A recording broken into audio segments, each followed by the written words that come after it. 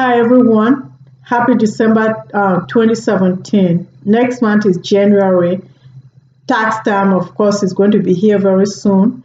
And I want to take this time to direct you to my website with a link on all the information you'll be needing for the upcoming tax time. I'm going to turn this over to the internet and we'll walk through the items. That way you see how to find them as well as some of the items that you will be needing.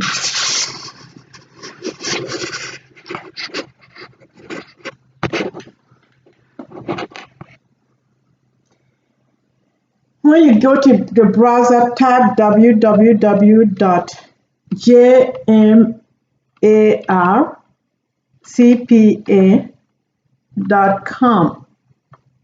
That will take you to my website. Once you get to the home page, scroll all the way to the right and you will see more. Click right under more and the first thing you see is resources. When you click on the resources, it will take you to the tax document. And the tax document have the list of things you will need for taxes. You can download it. If you download it, it's a one-pager. And because I want us to go through this, I'm going to click on it instead of downloading it. That will go through it. And then it's also bigger on the screen. That way you can see the items better.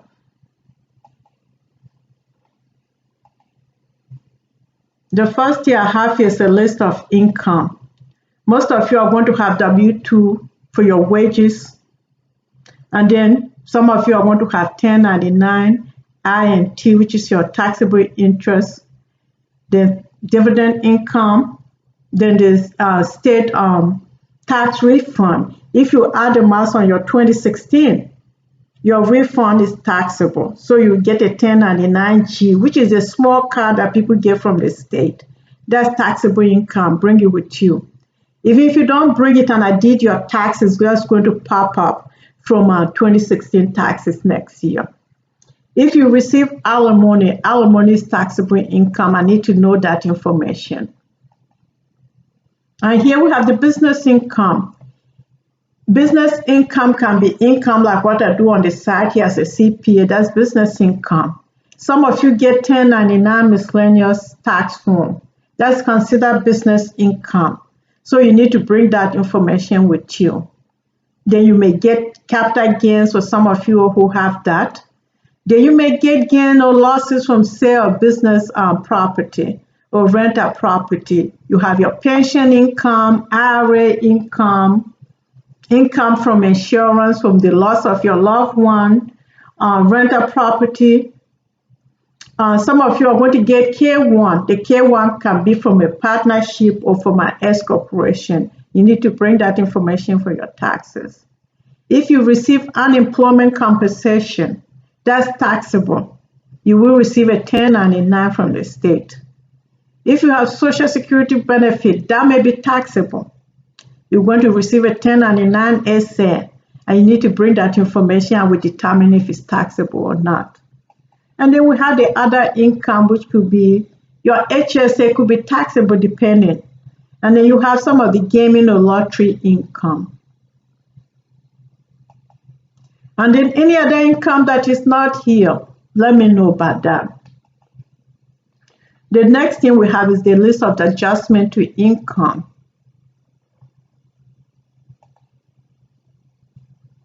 This is what is considered above the line. And here you have the educator expenses for teachers or counselors. If you paid for those things, you have to have the receipt and bring that information with you. Your HSA, if you have HSA, you will get a 1099 SA and a 1099S. Bring that information. And then you have moving expenses. If you move 50 miles for a new job, that is deductible.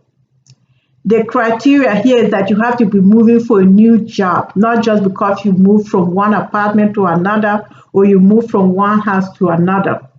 It has to be because you move to get a new job. Self-employment health insurance premium, that's another item. Alimony that you pay.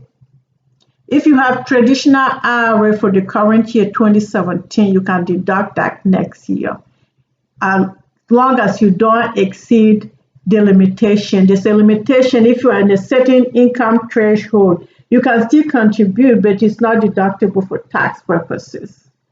Your student loan interest is deductible. You get a 1098E. Tuition you pay, books, materials, you get a 1098T. Bring that. And for you all who have children in college, as long as your child is under the age of 24 and they're in school full time, they're your dependent, and you get to deduct the interest and tuition paid. Anyway, bring that information and we can look at it and decide what the best alternative is in this case.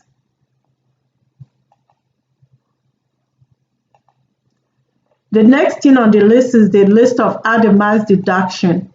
People are more familiar with this list here. The itemized deductions start with the medical and dental expenses, and this is 10% of your adjusted gross income.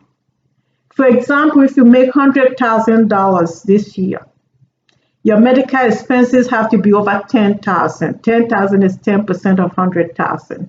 So if you have medical expenses that are $10,000 and $1, you get to deduct $1. So that's how this stuff works. And taxes you pay on your personal property, like the vehicle tax you pay to the county or the seat or the city, the boat taxes you pay, any property tax you pay, just bring the information and we'll look at that. And then you have your real estate tax paid. The real estate tax could be taxes on your house or taxes you paid on land. That's deducted. And any other taxes you pay, just bring that information and we'll look at it and see. And then your mortgage interest. You will receive information from your mortgage company. And if you don't have mortgage and you're still paying some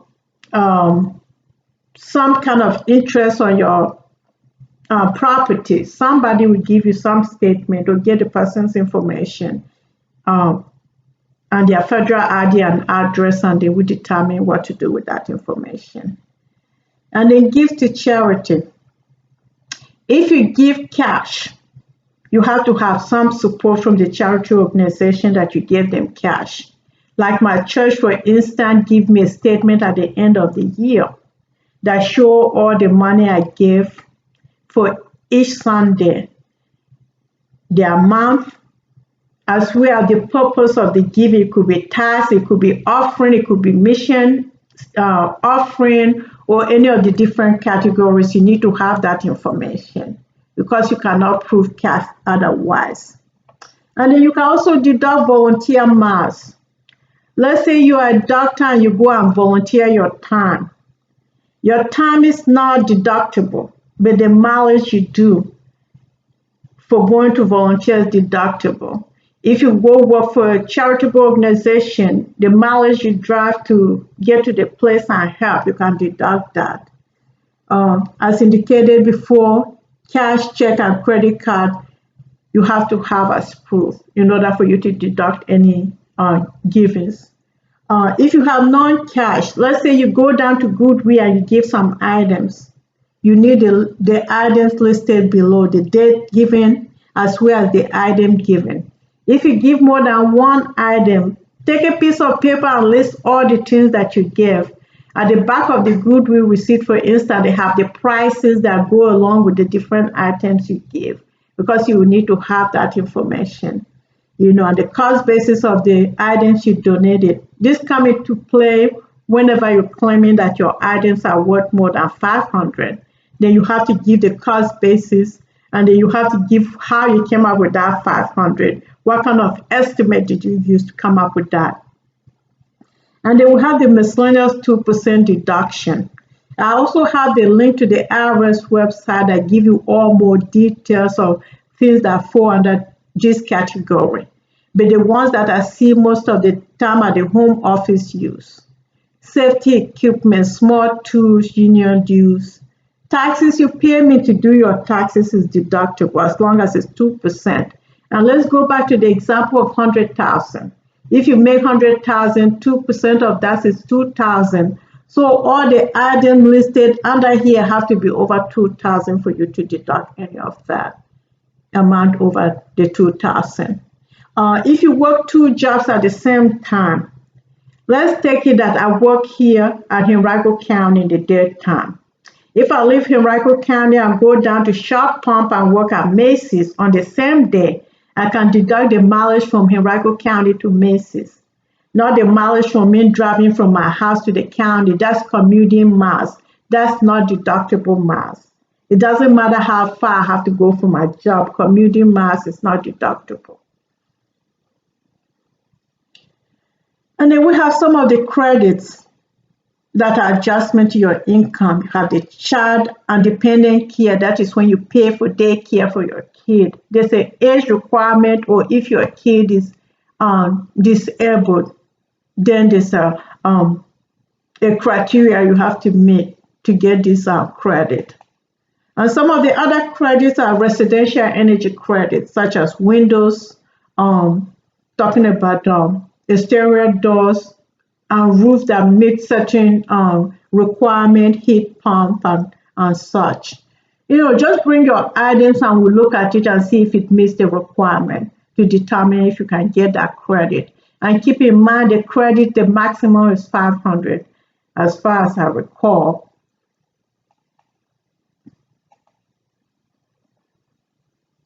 And the next thing we have here is a checklist of rental property. Not everybody have rental property, but I have people here who have rental property. And so I have a checklist here. And this checklist here shows you some of the things that you will need to have. And if you don't have these things, please don't make it up. Everything that is listed here, some people have, some people don't. And whenever you have the items, you have to back it up with some receipt. You have to show receipts that show that you actually pay for these things. Some of them, if you have mortgage on the rental property, you're going to get stuff from the mortgage company. So this is just a list. If you have things on here that I don't have, please write them down, bring the receipt, and we'll look at it.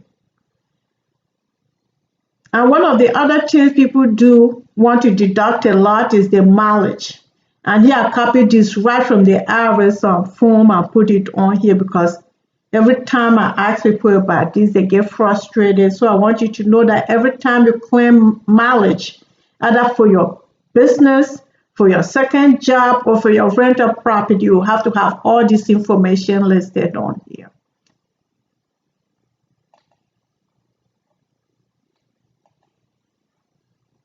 The next checklist I have is the profit and loss.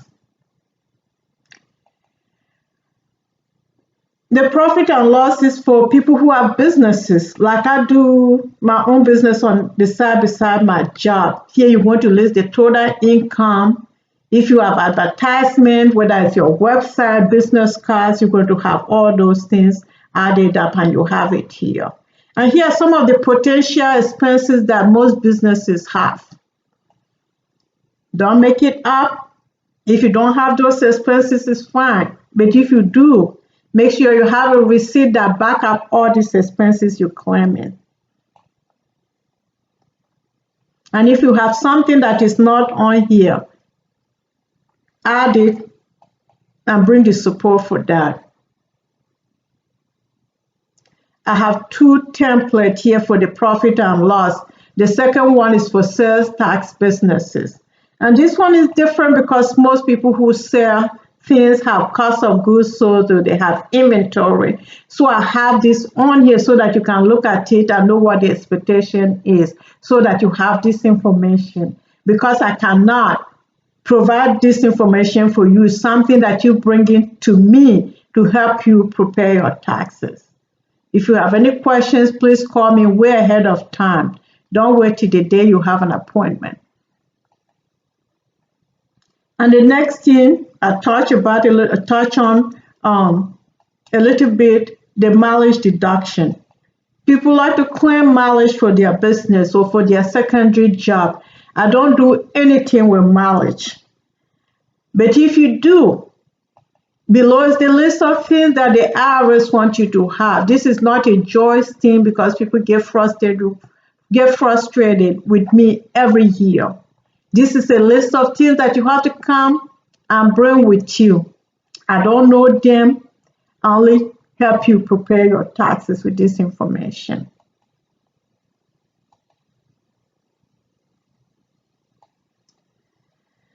And then here we have the engagement letter. The engagement letter is something that is required by the AICPA. They want to protect the CPA profession, so they want you to have an engagement letter. An engagement letter is like a contract. It's essentially saying that I am a CPA and I'm going to prepare your taxes. I'm going to use due diligence. I'm going to use professional judgment. And that all the information we're using for your taxes is your information. I'm just doing your taxes. You're responsible for all the receipts. You're responsible for all the support that you're giving me to put on your tax return. And the engagement letter is long. It's a disclaimer.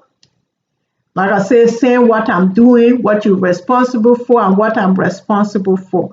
And it also goes on to say that there are times when the Internal Revenue Services will ask to see more document. And when they do ask that, we have to provide it. That's why I want you to have the receipt. If you have an audit, I will go with you.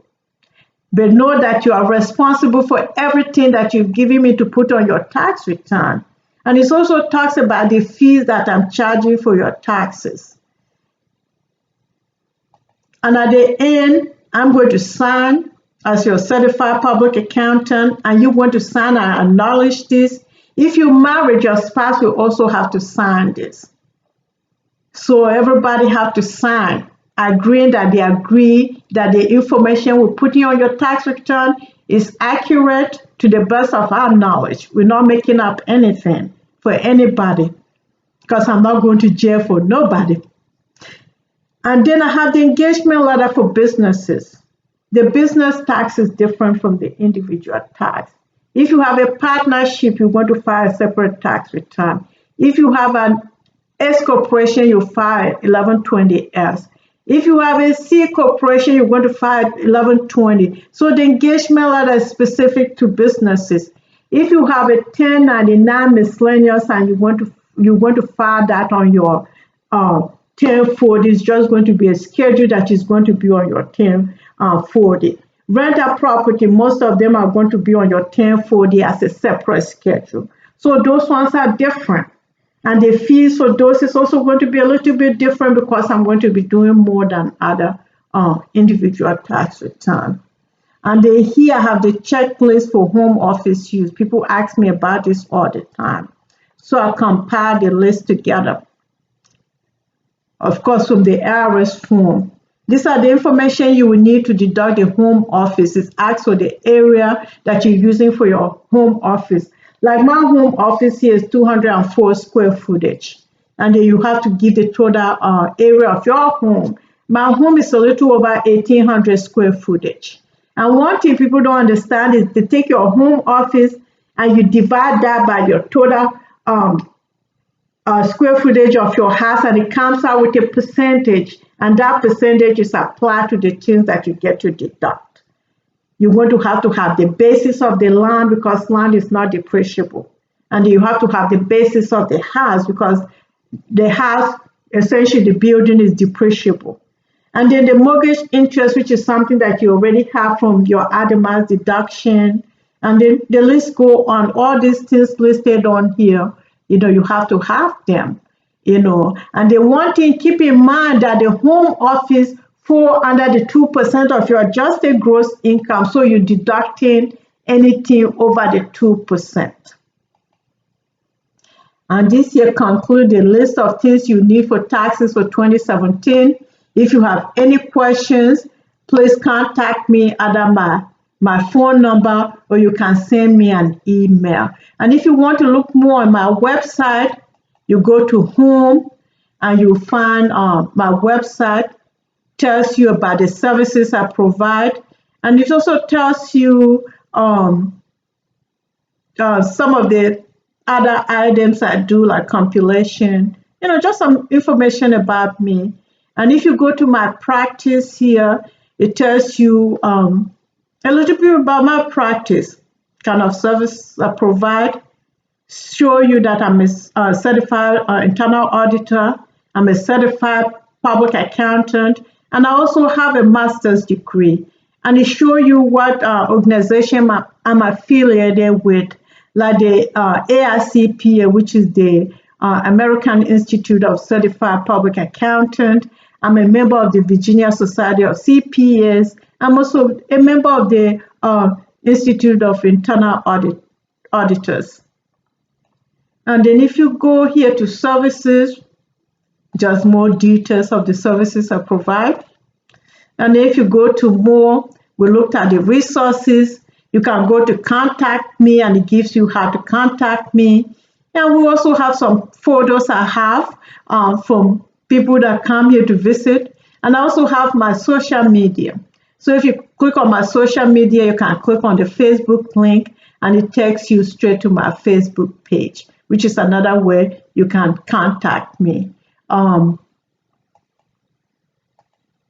don't use some of the other, I have a Twitter account, don't use it much, don't use any of this, but I'm going to post this on YouTube and then post it on Facebook so that people can find this information. I hope this has been helpful and I look forward to seeing you all 2018 for taxes. If you have any questions, please call me.